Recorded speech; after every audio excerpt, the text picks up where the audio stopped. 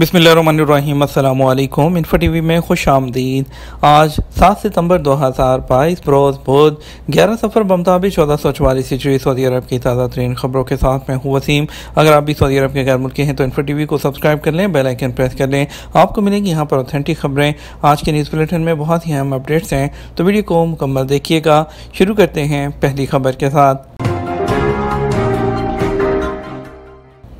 एटमी तवानाई के पुरअमन इस्तेमाल की पॉलिसी पर गामजन है। सऊदी काबीना ने इराक में अमन और इस्तेहकाम को यकीनी बनाने वाले हर कदम की तायद और हमायत का अहाता किया है। शाह सलमान बिन अब्दुल अजीज़ की ज़ेर सदारत सऊदी काबीना का इजलास कसरुसलाम जद्दा में मुनक्कद हुआ।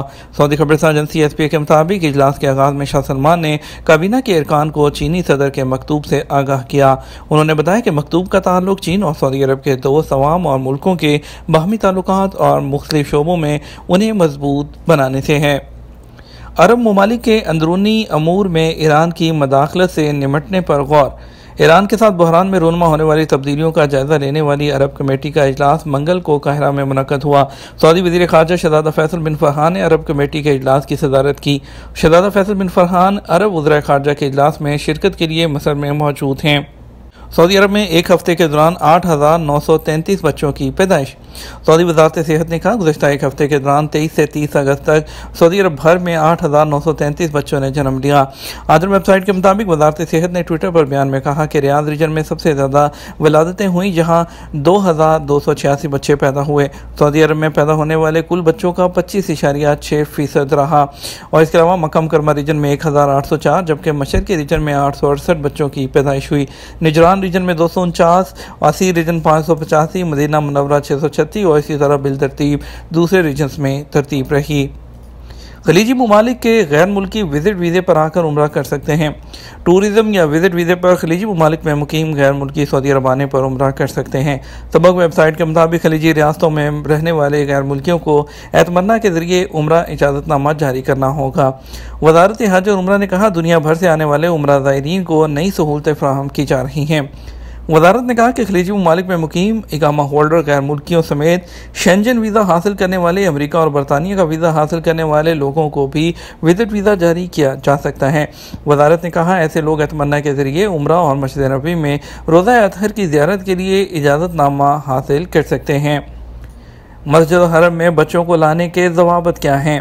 वज़ारत हज और उम्रा ने मस्जिद हरम में बच्चों को लाने के ज़वाबित जारी कर दिए। ज़ायरीन से अपील की है कि वो इनकी पाबंदी करें। सबक वेबसाइट के मुताबिक वज़ारत ने कहा, बच्चों से मस्जिद हरम का एहतराम करवाना वालिदैन की जिम्मेदारी है। वज़ारत ने हदायत की है कि मस्जिद हरम पहुँचने से पहले बच्चों को नफ्सियाती तौर पर तैयार किया जाए और समझाया जाए कि ये जगह बहुत मुक़द्दस है।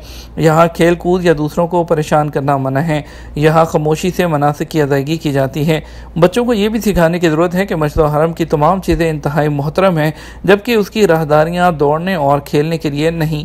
इसी तरह मस्जिद हरम की सफाई का अहतमाम करवाया जाए, नीज़ पानी गिराने से मना किया जाए। वज़ारत ने कहा कि नमाज के दौरान बच्चों को साथ रखा जाए और उनकी निगरानी भी की जाए। सरकारी हस्पतालों की पार्किंग सब लोगों के लिए है।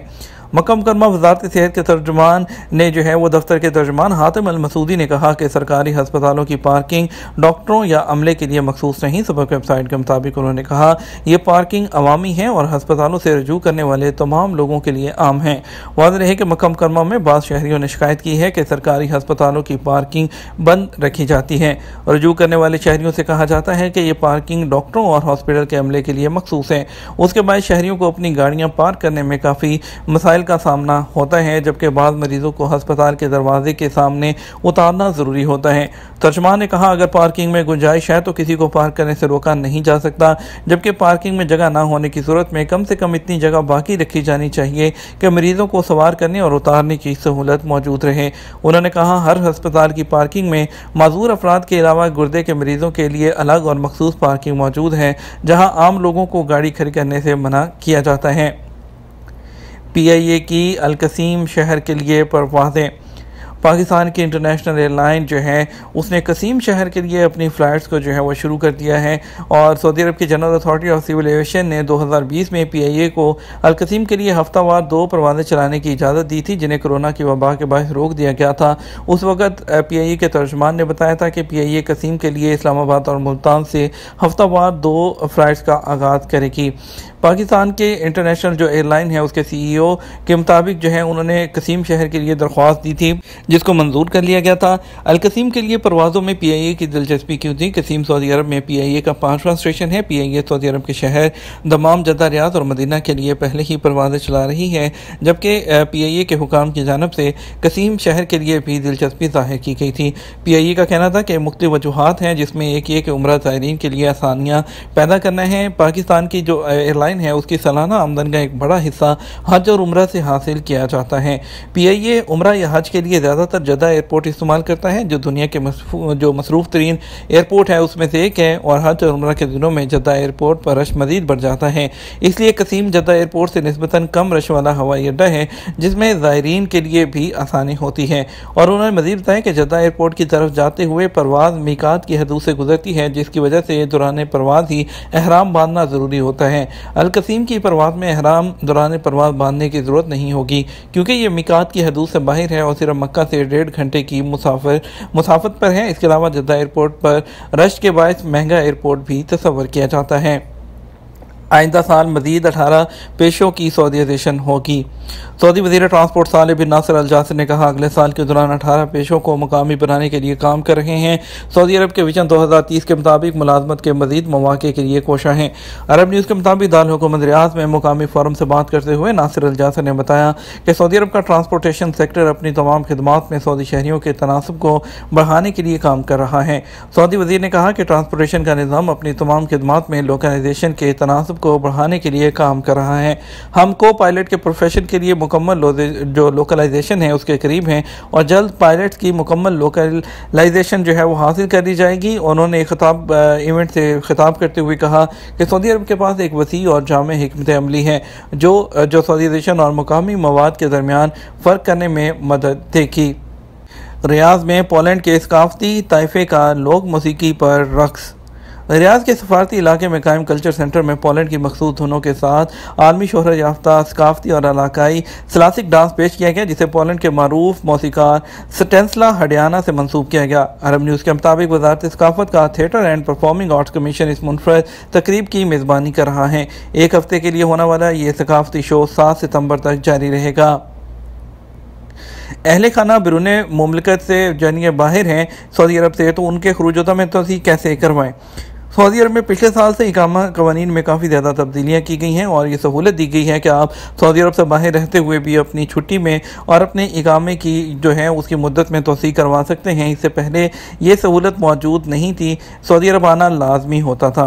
एक शख्स ने इस्तफसार किया है कि अहलिया यानी कि उनके जो वाइफ हैं वो छुट्टी पर गई हैं जिसकी मुद्दत ख़त्म होने में 1 हफ़्ता है, क्या मज़ीद 3 माह की तोसी कर सकता हूँ। सवाल के जवाब में जवादात का कहना था कि मतलूबा तोसी की मुद्दत के लिए आप फीस पे करने के बाद अबशर पोर्टल के ज़रिए खुरूजता में जो है तोसी कर सकते हैं। ताहम ख्याल रखें कि फ़ीस जितनी मुद्दत की जमा कराई गई है खुरूजता की मुद्दत में तोसी भी उतनी मुद्दत के लिए होगी। और इसके अलावा इकामे को भी आपको देखना होगा कि इकामे की कितनी मुद्दत बाकी है। अगर तोसी करवाने के ख्वाहिशमंद हैं और इकामा कम है तो उसके लिए आपको पहले इकामे की जो इकामे में तोसी करना होगी उसकी फ़ीस अदा करना होगी, फिर आपको फैमिली टैक्स पे करना होगा। उसके बाद आप अपने इकामे में तोसी कर पाएंगे और तोसी करने के बाद फिर आप एग्जिट रेंटी की फ़ीस पे करेंगे और उसके बाद आप जो है अपनी एग्जिट रेंटी को जो अपनी अहलिया की उसको तोसी करवा पाएंगे। जवादात के ट्विटर पर एक और शख्स ने सवाल किया, 2 माह पहले खरूज नहाई पर जाने वाला दूसरे वीज़े पर कितनी मुद्दत बाद आ सकता है। सवाल के जवाब में जवादात ने बताया कि इमिग्रेशन कानून के मुताबिक जो लोग कानूनी तौर पर फाइनल एग्जिट जाते हैं उन पर किसी किस्म की पाबंदी नहीं होती, चाहे वो अगले दिन दूसरे वीज़े पर सऊदी अरब आ जाए उन पर किसी किस्म की कोई पाबंदी नहीं होती। लेकिन ऐसे लोग जो डिपोर्ट होते हैं या किसी भी जुर्म की सूरत में यहाँ पर जाते हैं, यहाँ से या जेल के ज़रिए जाते हैं, वो हमेशा के लिए ब्लैक लिस्ट होते हैं, वो दोबारा वर्क वीज़े पर सऊदी अरब में नहीं आ सकते हैं। बात करेंगे आज के रियाल के रेट की। जानब आपको बताएंगे कि सऊदी अरब के मुख्तलिफ ट्रांजैक्शन सेंटर्स पर आपको रियाल का रेट क्या मिलेगा। पाकिस्तान की बात कर लेते हैं। पाकिस्तान के लिए आपको फौरी बैंक दे रहा है 58 रुपये, STC पे दे रहा है आपको 57 रुपये 66 पैसे, तहवील अलाजी दे रहा है आपको 57 रुपये 61 पैसे, वेस्टर्न यूनियन दे रहा है आपको 57 रुपये 84 पैसे, मनीग्राम 57 रुपये 90 पैसे और टेली मनी 57 रुपये 75 पैसे। इंडिया के लिए फौरी बैंक 20 रुपये 94 पैसे, STC पे 20 रुपये 82 पैसे, तहवील अडाजी 20 रुपये 95 पैसे, वेस्टर्न यूनियन 20 रुपये 93 पैसे और मनीग्राम 20 रुपये 89 पैसे और इंजाज बैंक 20 रुपये 99 पैसे दे रहा है। ये तो हमारा अब तक का न्यूज़ बुलेटिन। आप मज़ीद और अहम खबरों के लिए हमारा शाम 6 बजे का न्यूज़ बुलेटिन देख सकते हैं। इसके साथ हम आपसे इजाज़त चाहेंगे। वीडियो को लाइक और शेयर करना मत भूलिएगा। आपके कीमती वक्त का शुक्रिया। अपना ख्याल रखिएगा। अस्सलामु अलैकुम।